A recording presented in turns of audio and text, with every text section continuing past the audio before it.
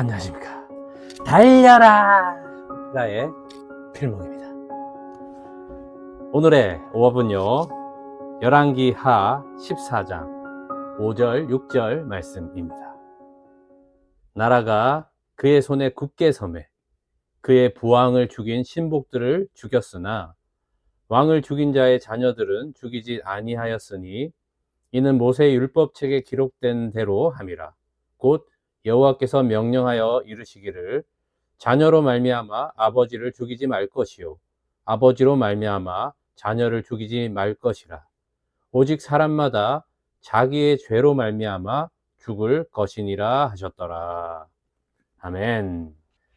오늘 열왕기하 14장 말씀은요, 남유다 왕을 이야기하고요, 또 북이스라엘 왕을 이야기하는 두 왕국에 대해서 지금 말씀을 해 주시고 있습니다.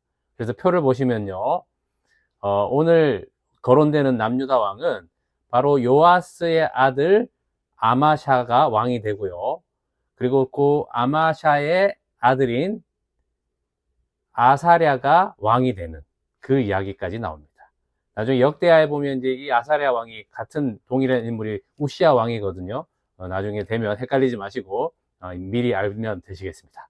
자, 그 다음 북이스라엘 왕을 보게 되면 여호아스 왕의 아들인 요아스에 대해서, 그리고 이 요아스 왕의 아들인 여로보암 왕이 되는, 여기까지 오늘 말씀을 보여주고 있습니다. 자, 이 여로보암은요, 그 처음 북이스라엘이 시작되었을 때의 왕이 여로보암이지 않습니까? 그래서 같은 이름이라서 구분하기 위해서 여로보암 2세라고도 이야기합니다. 그래서 이때 인물이다 라고 생각하시면 되겠습니다. 오늘 저는 이 말씀을 나누고 싶었습니다. 자, 어떤 말씀이냐면 바로 아마샤 왕 때 일어났던 그 말씀입니다. 자, 아마샤 왕이요, 그의 아버지가 누구였습니까? 바로 요아스였습니다. 이 요아스 왕은 왜 죽었냐면 그의 신복들이 밀로궁에 아마샤가 있었을 때에 죽이게 됩니다. 그러나 하나님의 그 다윗에게 맺어준 약속 때문에, 그 언약 때문에 그의 아들이었던 아마샤가 왕이 되게 됩니다. 자, 그런데 이 아마샤 왕 때 이제 나라가 점점 오늘 읽은 말씀처럼 강하여져서, 굳건해져서 했던 그 일이 무엇이냐면 바로 그의 아버지 부왕을 죽인 그 신복들을 심판하여 똑같이 죽임을 당하게 한 것입니다. 자, 그런데 여기서 중요한 것이, 보통은 이런 반역죄를 저지르면 그 당사자는 물론이고 그의 집안을 다 멸절시키는 그런 일들이 대부분이다라는 것입니다. 왜 그렇습니까?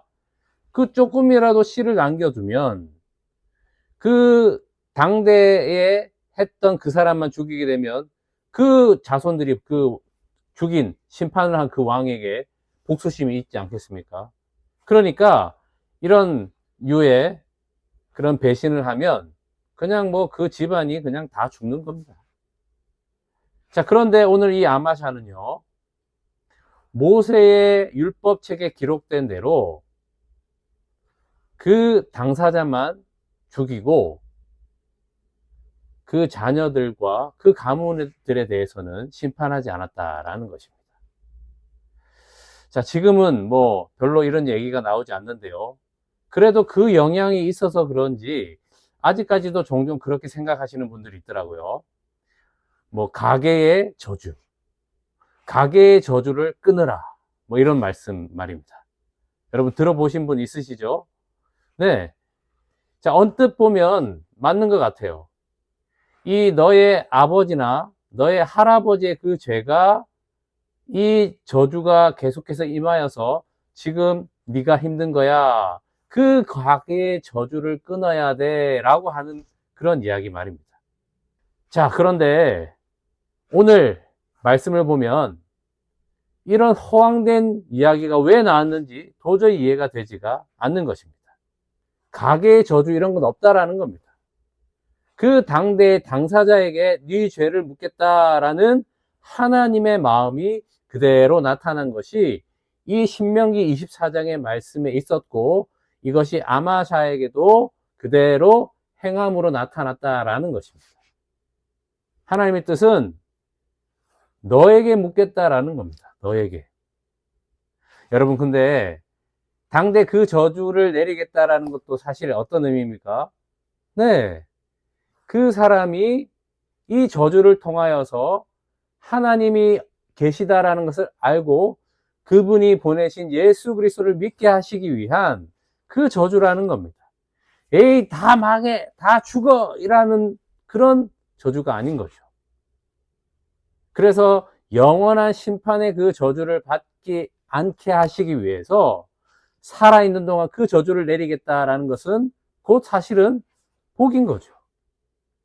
자, 여러분, 우리가 말씀만 기록된 것, 이 말씀만 잘 알아도 이런 호황된 이야기에 현혹되지 않는데, 우리가 얼마나 말씀에 무지하면 이렇게 말이 나왔을 때 현혹되고 지금도 그 영향 때문에 이런 불안한 마음을 가지고 있는지 우리가 참 안타깝게 생각해야 하는 것입니다.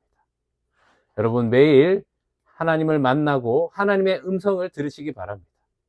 매일 하나님을 만나고 하나님의 음성을 듣는 것은 다른 게 아니라 바로 이렇게 매일 말씀을 보고 말씀을 읽고 말씀을 묵상하는 거라는 것입니다. 여러분, 그래서 늘 말씀 앞에 서시고 말씀으로 먹고 말씀으로 달리는 행함을 통하여서 살아계신 하나님을 늘 만나며 교제하며 그 주님 주시는 평강 가운데 사시는 여러분의 삶이 되시기를 축복합니다. 기도하겠습니다. 하나님 아버지, 감사합니다. 하나님을 만나게 해주시고 하나님의 음성을 듣게 해주시는 이 기록된 성경 말씀이 얼마나 귀한지 모르겠습니다.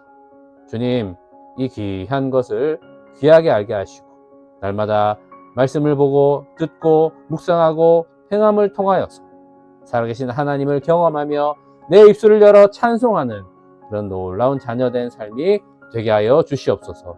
주 예수 그리스도의 이름으로 기도합니다. 아멘. 말씀으로 승리하세요. 필목이었습니다. 끝.